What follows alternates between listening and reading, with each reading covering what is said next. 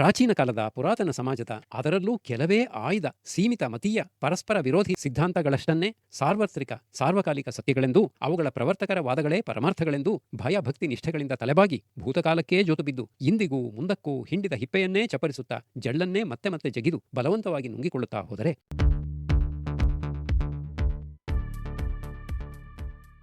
ಈಗಿನ ತತ್ವವಿದ್ಯಾಭ್ಯಾಸಕ್ಕೆ ಕೆಲವು ರೋಮಾಂಚಕ ದಿಗಂತಗಳು.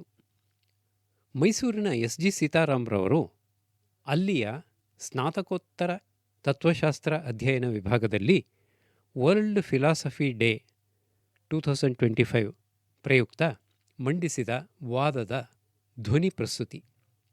ಕಂಠದಾನ ಡಾಕ್ಟರ್ ಎಚ್. ಪಾಂಡುರಂಗ ವಿಠಲ.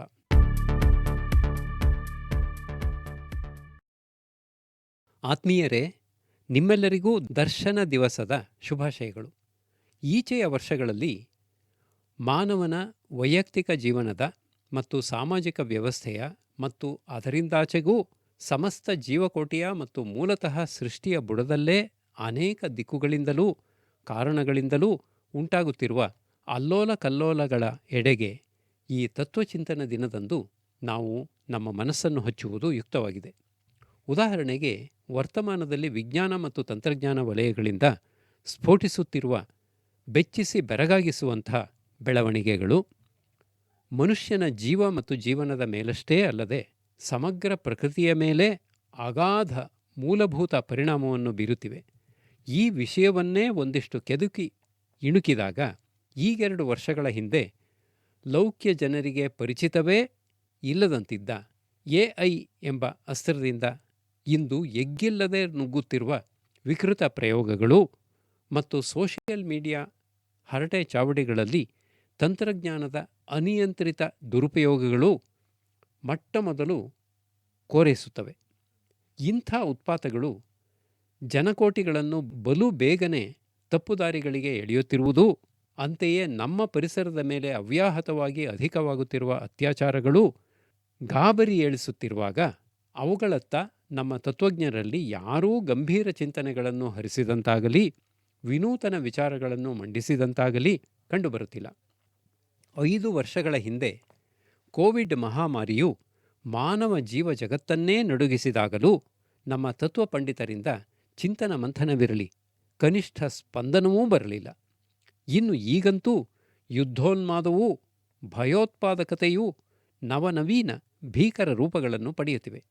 ಅತೀವ ಅಧಿಕಾರದಾಹ ಮತ್ತು ಅಂತರಮತೀಯ ದ್ವೇಷಗಳು ವಿಶ್ವಾದ್ಯಂತ ರಾಜಕೀಯ, ಆರ್ಥಿಕ, ಸಾಮಾಜಿಕ, ಸಾಂಸ್ಕೃತಿಕ ವ್ಯೂಹಗಳ ಬೇರುಗಳನ್ನೇ ಸಡಿಲಗೊಳಿಸುತ್ತಿವೆ.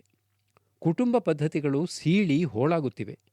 ನೈಸರ್ಗಿಕ ಸಂಪನ್ಮೂಲಗಳ ಹಿಂಸಾತ್ಮಕ ಶೋಷಣೆಯೂ ಭೋಗ ಜೀವನ ಲಾಲಸೆಯೂ ತೀವ್ರಗೊಂಡು ನಿಸರ್ಗವು ಸರ್ವನಾಶವಾಗುತ್ತಿದೆ.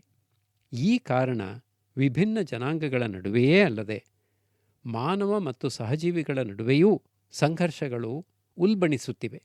ಇನ್ನೊಂದೆಡೆಯಲ್ಲಿ ಬಹು ವಿದ್ಯಾವಂತ ಎನಿಸಿಕೊಂಡವರು ಮೂಢನಂಬಿಕೆಗಳಿಗೂ ನಕಲಿ ಗುರೂಜಿಗಳಿಗೂ ಅರ್ಥಹೀನ ವಿವೇಕಶೂನ್ಯ ಆಚಾರಗಳಿಗೂ ಅತಿರೇಕವಾಗಿ ಮಾರು ಹೋಗುತ್ತಿದ್ದಾರೆ.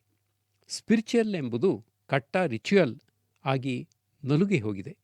Inquiry, rationality, free thinking, true seeking, humanism ಮಾದರಿಯ ಅವಶ್ಯ ಗುಣಲಕ್ಷಣಗಳೇ ಈ ಪರಿಯಲ್ಲಿ ನಶಿಸಿ ನಾಪತ್ತೆಯಾಗುತ್ತಿರುವ, ಅಲ್ಲದೆ ಜೀವನ ಮೌಲ್ಯಗಳೇ ಕರಗಿ ಕಣ್ಮರೆಯಾಗುತ್ತಿರುವ ಈ ಅವಸ್ಥೆಯನ್ನು ನಮ್ಮ ತತ್ವವೇತ್ತರು ಆತಂಕದಿಂದ ಸಮೀಕ್ಷಿಸಬೇಕಲ್ಲವೇ?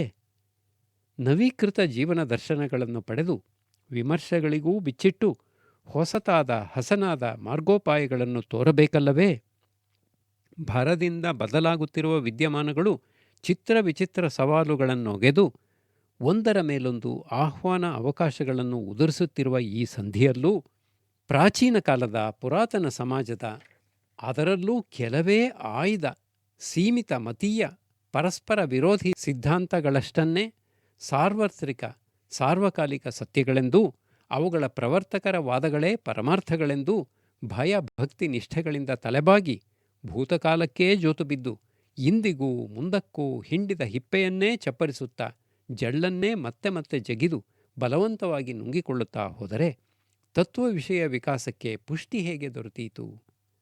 ವಸ್ತುಸ್ಥಿತಿಗೆ ಬಂದರೆ ಹೊರಪ್ರಪಂಚದಲ್ಲಿ ಇಂದಿನ ತತ್ವ ವಿಷಯ ಚರ್ಚೆಗಳು ವಿಜ್ಞಾನ ವಿಚಾರಗಳನ್ನು, ಅದರಲ್ಲೂ ಮೈಂಡ್ ಆ್ಯಂಡ್ ಕಾನ್ಷಿಯಸ್ನೆಸ್ ಕುರಿತ ವೈಜ್ಞಾನಿಕ ಫಲಿತಾಂಶಗಳನ್ನು ಹೆಚ್ಚಾಗಿ ಬರಮಾಡಿಕೊಳ್ಳುತ್ತಿವೆ.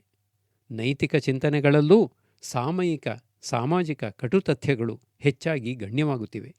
ಪರ್ಯಾವರಣ ವಿಷಯಗಳಂತೂ ಈ ಹೊತ್ತು ಎಂದಿಲ್ಲದ ಮಹತ್ವವನ್ನೂ ಜರೂರನ್ನೂ ಪಡೆದುಕೊಂಡಿವೆ. ಪ್ರಚಲಿತ ನಿಜಸ್ಥಿತಿಯ ಬಗ್ಗೆ ನಾನಾ ಕ್ಷೇತ್ರಗಳ ಮೇಧಾವಿಗಳೂ ಅನುಭಾವಿಗಳೂ ನವ್ಯ ದೃಷ್ಟಿಗಳನ್ನೂ ಪ್ರೇರಕ ಕಲ್ಪನೆಗಳನ್ನೂ ಒದಗಿಸುತ್ತಿದ್ದಾರೆ. ಕ್ರಾಂತಿಕಾರಕ ಸಿದ್ಧಾಂತಗಳನ್ನು ಮುಂದಿಡುತ್ತಿದ್ದಾರೆ. ಸೈನ್ಸ್ ಆ್ಯಂಡ್ ಈಸ್ಟರ್ನ್ ಮಿಸ್ಟಿಸಿಸಮ್ ಎರಡನ್ನೂ ಹದವಾಗಿ ಕಲಸಿ ಅಣುಗಳಿಂದ ಹಿಡಿದು ಆಕಾಶಕಾಯಗಳವರೆಗೆ ಎಲ್ಲವೂ ಇಂಟರ್ಕನೆಕ್ಟೆಡ್ ಎಂಬ ಘನ ಸತ್ಯವನ್ನು ವೈಜ್ಞಾನಿಕವಾಗಿ ಘೋಷಿಸುವ, ಹಾಗೆಯೇ ಡೀಪ್ ಎಕಾಲಜಿ ವಿಚಾರವನ್ನು ಪ್ರಸ್ತಾವಿಸುವ ಫ್ರಿಡ್ಜ್ ಆಫ್ ಕ್ಯಾಪ್ರಾ ಅದ್ಭುತ ಸ್ಪಿರಿಚುವಲ್ ಎನ್ವಿರಾನ್ಮೆಂಟಲಿಸಮ್ ಸಂಗತಿಗಳನ್ನು ಪ್ರತಿಪಾದಿಸಿದ ಜೇನ್ ಗುಡಾಲ್ ರೆವರೆನ್ಸ್ ಫಾರ್ ಲೈಫ್ ಎಂಬ ಸಾರ ವಚನವನ್ನು ಇತ್ತ ಆಲ್ಬರ್ಟ್ ಸ್ವೆಟ್ಜರ್ ಹಿಮಾಲಯದಲ್ಲಿ ಅಲೆದಾಡಿದ ಅನುಭವಗಳ ಮೇಲೆ ಎಕೋಸ್ಪಿರಿಚುಯಾಲಿಟಿ ಎಂಬ ಸೋಜಿಗದ ಸಂಗತಿಯನ್ನು ವಿಶದಪಡಿಸುವ ಸ್ಟೀಫನ್ ಆಲ್ಟರ್, ಹೀಗೆ ಅನೇಕ ಅಭಿನವ ತತ್ವವಿಜ್ಞಾನಿಗಳು ತಮ್ಮ ಅಂತಃಕರಣವನ್ನು ವಿಶ್ವಚೇತನಕ್ಕೆ ಕನೆಕ್ಟ್ ಮಾಡಿ ಎಲೆಕ್ಟ್ರಿಫೈ ಆಗುವ ಆಳಕ್ಕೆ ಪಡೆದ ಸಾಕ್ಷಾತ್ಕಾರಗಳು ಇಂದು ಸವಿವರವಾಗಿ ಪ್ರಕಾಶಗೊಂಡಿವೆ. ಇದೇ ಧಾಟಿಯಲ್ಲಿ ಮುಂದುವರಿದರೆ ಸ್ಟೀವನ್ ಪಿಂಕರ್ ಅವರ cognitive science, computationalism, evolutionary psychology, psycholinguistics, rationalism ಇಂಥವೆಲ್ಲವೂ ಅಂತರ್ಗತವಾಗಿರುವ ವಿಲಕ್ಷಣ ತತ್ವ ವಿಚಾರ ಸಂಗಮ. ಡೇನಿಯಲ್ ಡೆನೆಟ್ ಅವರ philosophy of mind, philosophy of science and philosophy of biology, ಅದರಲ್ಲೂ evolutionary biology and cognitive science ಸಂಬಂಧಿತ ಚಿಂತನಧಾರೆ, ಪೀಟರ್ ಹಿಗ್ಸ್ ಅವರ God particle, physics, neurosciences, anaesthesiology ಇತ್ಯಾದಿ ವಿಭಾಗಗಳ ಸಂಶೋಧನಾಗ್ರಣಿಗಳ ಕ್ವಾಂಟಮ್ ಕಾನ್ಷಿಯಸ್ನೆಸ್, ಮಿಚಿಯೋ ಕಾಕು ಅವರ mathematical philosophy, Nassim Nicholas Taleb ಅವರ statistical philosophy, philosophy of randomness, Fritz Jahr, Albert Johnson ಮುಂತಾದವರ ಬಯೋಎಥಿಕ್ಸ್, ecoethics, clinical philosophy and medical humanities, philosophy of doctors, Jukka Varelius ಅವರ applied ethics and euthanasia philosophy, Alexander Bard ಅವರ cyber philosophy, synthesism, netocracy, Paul Berg ಅವರ genetic engineering philosophy, ಹೀಗೆ ಆಧುನಿಕ ತತ್ವವಿದ ಸಿದ್ಧಾಂತಿ ನೈತಿಕತಾವಾದಿ ವಿಶೇಷಜ್ಞರ ಒಂದು ವಿವಿಧ ವಿಶಾಲ ಶ್ರೇಣಿಯನ್ನೇ ಇಲ್ಲಿ ಸೂಚಿಸುತ್ತಾ ಹೋಗಬಹುದು. ತತ್ವಾನ್ವೇಷಣೆಯ ಗುರಿಯು ಸಾರ್ವತ್ರಿಕ ಸತ್ಯವನ್ನು ಕಂಡುಹಿಡಿಯುವುದಲ್ಲ, ಆದರೆ ಉತ್ತಮ ಸಮಾಜದ ನಿರ್ಮಾಣಕ್ಕೆ ಸಹಾಯಕವಾಗುವಂತೆ ವ್ಯಾವಹಾರಿಕ ಸಮಸ್ಯೆಗಳಿಗೆ ಪರಿಹಾರವನ್ನು ಪತ್ತೆಹಚ್ಚುವುದು ಎಂದ Richard Rorty artificial intelligence, biotechnology, future of humanity ಮುಂತಾದ ಬಗೆಯ ಮುಂಚೂಣಿಯ ಬೌದ್ಧಿಕ ಚಿಂತನೆಗಳಿಂದ ವಿಸ್ಮಯಗೊಳಿಸುವಂತೆ ವಿಚಾರ ಪ್ರಚೋದನೆ ಮಾಡುತ್ತಿರುವ ಬಹು ಪ್ರತಿಭಾಶಾಲಿ ಯುವಾಲ್ ನೋವಾ ಹರಾರಿ ಇವರನ್ನೂ ಈ ಪಟ್ಟಿಗೆ ಸೇರಿಸಬೇಕು. ಇಂತು ಉಕ್ಕಿ ಬರುತ್ತಿರುವ ನವೋದಿತ ಚಿಂತನೆಗಳನ್ನು ತತ್ವಜ್ಞಾನಾರ್ಥಿಗಳಾದ ನೀವು ಪರಿಶೀಲಿಸುತ್ತಾ, ವಿಚಾರ ವಿನಿಮಯ ಮಾಡಿಕೊಳ್ಳುತ್ತಾ, ಉದ್ಭವಿಸುತ್ತಿರುವ ಸಂದೇಹಗಳಿಗೆ ಉತ್ತರಗಳನ್ನು ಹುಡುಕುತ್ತಾ ಹುರುಪಿನಿಂದ ಮುನ್ನಡೆಯಬಹುದು. ಮೇಲಾಗಿ ನಿಜ ಜೀವನದಲ್ಲೂ ಆಸ್ಪತ್ರೆಗಳು, ಅದರಲ್ಲೂ ಬರ್ನ್ಸ್ ವಾರ್ಡ್ಸ್ ಮತ್ತು ಪೋಸ್ಟ್ಮಾರ್ಟಮ್ ಥಿಯೇಟರ್ಸ್, ಕೊಳಚೆ ಪ್ರದೇಶಗಳು, ಅಲೆಮಾರಿ ಮಂದಿಯ ಕೊಂಪೆಗಳು, ಕೆಂಪುದೀಪ ಕೇರಿಗಳು, ಭಿಕ್ಷುಕರ ವಸತಿಗಳು, ದೈಹಿಕ ಮಾನಸಿಕ ತೊಡಕಿರುವವರ ಸಹಾಯ ಕೇಂದ್ರಗಳು, ರುದ್ರಭೂಮಿಗಳು, ಕಾಡು ಮೇಡು ಬುಡಕಟ್ಟುಗಳ ತಾಂಡಗಳು, ಪಶುಪಕ್ಷಿಗಳ ಕ್ರೂರ ಸೆರೆಮನೆಗಳು, ಇಂಥ ಕಠಿಣ ಜಾಗಗಳನ್ನು ನೀವು ಎಡತಾಕುತ್ತಿದ್ದರೆ ಬಾಳಿನ ಹೋರಾಟವನ್ನು ಕುರಿತಂತೆ ಅಪೂರ್ವ ಉಪಯುಕ್ತ ಒಳನೋಟಗಳನ್ನು ಪಡೆಯಬಹುದು. ವೇದನೆಯಿಂದ ವೇದಾಂತ. ಈ ಸಾಹಸಿಕ ಸಂಚಾರದ ಕಡೆಯಲ್ಲಿ ನಿಮಗೆ ನಿಮ್ಮದೇ ಬುದ್ಧ ಮೂಮೆಂಟ್ ಪ್ರಾಪ್ತವಾಗಲೂಬಹುದು. ಅಲ್ಲದೆ ಫಿಲಾಸಫರ್ ಆಗುವುದರೊಂದಿಗೆ ಫೆಲೋಸಫರರ್ ಕೂಡ ಆಗಿ ನೊಂದ ಜೀವಗಳಿಗೆ ಸಾಂತ್ವನವೀಯುವ ಸೇವಾವಕಾಶಗಳೂ ನಿಮಗೆ ಒದಗುವು. ಇಂಥ ಅನನ್ಯ ಅನುಭವಗಳಿಂದಾಗಿ ನಿಮ್ಮ ಸ್ವಂತ ಜೀವನಗಳೇ ಉನ್ನತವಾಗಬಹುದು. ಮೇಲಾಗಿ ಪುಸ್ತಕ ರಚನೆ ಮತ್ತು ಲೇಖನಗಳಿಂದಲೂ ಪದವಿ ಪದೋನ್ನತಿಗಳಿಂದಲೂ ಆಚೆಗೆ ಪಬ್ಲಿಕ್ ಎಥಿಸಿಸ್ಟ್ ಎನಿಸಿಕೊಳ್ಳುವ ವಿಶಿಷ್ಟ ಮಟ್ಟವನ್ನೂ ಮುಟ್ಟಿ ಸಮಾಜಕ್ಕೆ ಸನ್ಮಾರ್ಗದರ್ಶನ ನೀಡುವ ಸುಯೋಗವನ್ನು ನೀವು ಹೊಂದಬಹುದು. ಆದ ಕಾರಣ ಜೀವನದ ನಿಗೂಢತೆಯನ್ನು ನೀವು ಕುತೂಹಲದಿಂದ ಸೂಕ್ಷ್ಮವಾಗಿ ಗಮನಿಸತೊಡಗಿರಿ.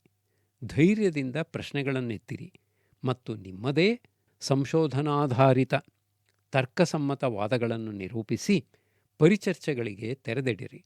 ನೀವು ಪ್ರತಿಯೊಬ್ಬರೂ ಸ್ವತಂತ್ರ ಫಿಲಾಸಫರ್ ಎಂದೇ ತಿಳಿದು ಸಮಾಜ ಹಿತಕ್ಕಾಗಿ, ಸರ್ವೋದಯಕ್ಕಾಗಿ ನವೀನ ಆಲೋಚನೆಗಳ ಬೆಳಕನ್ನು ಹರಡಲು ಹುಮ್ಮಸ್ಸಿನಿಂದ ಹೊರಡಿರಿ. ನಿಜಕ್ಕೂ ಚಿಂತನೆಗೆ ಎಲ್ಲುಂಟು? ಒಟ್ಟು ಬದುಕೇ ಫಿಲಾಸಫಿಮಯವಲ್ಲವೇ? ಚಿದಂಬರ ಅರ್ಥಾತ್ ಚಿಂತನ ದಿಗಂತರವೇ ತತ್ವವಿಚಾರಾಸಕ್ತರ ವಿಹಾರಕ್ಕಾಗಿ, ಇಂಟಲೆಕ್ಚುಯಲ್ ಅಡ್ವೆಂಚರ್ ಪ್ರಿಯರಿಗಾಗಿ ತೆರೆದು ಕಾದಿದೆ. ಜಿಜ್ಞಾಸೆ, ಅವಲೋಕನ, ಪರ್ಯಾಲೋಚನೆ, ಬೋಧನೆ ಯಾವುವೂ ನಿಂತ ನೀರಾಗದಿರಲಿ. ಬ್ರಹ್ಮಮೀಮಾಂಸೆ, ಸಾಯುಜ್ಯ ಮುಕ್ತಿ, ಪರವಿದ್ಯೆ ವಿಧದ ಶಬ್ದಾಡಂಬರದಿಂದಲೂ ಆಧಿದೈವಿಕ ಆಧ್ಯಾತ್ಮಿಕ ಅಂಬರದಿಂದಲೂ ಈ ನಮ್ಮ ಭೌತಿಕ, ಜೈವಿಕ, ಮಾನವಿಕ ಧರೆಗಿಳಿದು ಜೀರ್ಣ ಸಂಕುಚಿತ ಸಾಂಪ್ರದಾಯಿಕ ಮತಗಳ ಅಂಕೆಗಳನ್ನು ಹಾಯ್ದು ಜ್ಞಾನದ ಎಲ್ಲೆಗಳನ್ನು ದಂಗಾಗಿಸುವಂತೆ ದೌಡಾಯಿಸಿ ದೂಡುತ್ತಿರುವ ವಿಜ್ಞಾನವನ್ನು ಸಂಗಾತಿಯಾಗಿಸಿಕೊಂಡು ಇಹಲೌಕಿಕ ಜೀವಂತ ಜ್ವಲಂತ ಸಮಸ್ಯೆಗಳಿಗೆ ಮಿಡಿಯುವಂತೆಯೂ, ಸಮಾಜದ ತಳಮಟ್ಟವನ್ನು ಮುಟ್ಟುವಂತೆಯೂ, ಸಮಷ್ಟಿಯನ್ನೇ ತಬ್ಬಿಕೊಳ್ಳುವಂತೆಯೂ ನಿಮ್ಮ ಮುಕ್ತ ಉದಾತ್ತ ಆಲೋಚನೆಗಳು ಹೊಮ್ಮಿ ಹರಿಯಲಿ. ನಿಮ್ಮ ಜ್ಞಾನ ಮಾರ್ಗವು ಬರಿಯ ಚರಿತ್ರೆಗಳಿಂದಾಚೆಗೆ ಭೂಗೋಳವನ್ನೂ ಅಷ್ಟೇಕೆ ಖಗೋಳವನ್ನೇ ಆವರಿಸಲಿ.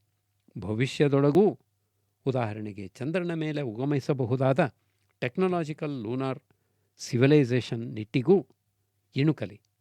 ನಿಮ್ಮ ಸದಾಲೋಚನೆಗಳಿಂದ ನಿಮಗೂ ಸಮಾಜಕ್ಕೂ ಸದಾ ಒಳಿತಾಗಲಿ, ಸಂತಸವಾಗಲಿ. ಕನ್ನಡ ಕಲಿಬಿತ್ತರಿಕೆ ಕನ್ನಡದ ಗುಟ್ಟು ಡಿಸೆಂಬರ್ 25, 2025. ಈಗಿನ ತತ್ವವಿದ್ಯಾಭ್ಯಾಸಕ್ಕೆ ಕೆಲವು ರೋಮಾಂಚಕ ದಿಗಂತಗಳು. ಭಾಷಣ ಎಸ್.ಜಿ. ಸೀತಾರಾಮ್. ಕಂಠದಾನ ಡಾಕ್ಟರ್ ಎಚ್. ಪಾಂಡುರಂಗ ವಿಠಲ. ಸಂಪರ್ಕ nmovish@yahoo.com ಡಿಸೆಂಬರ್ 25, 2025.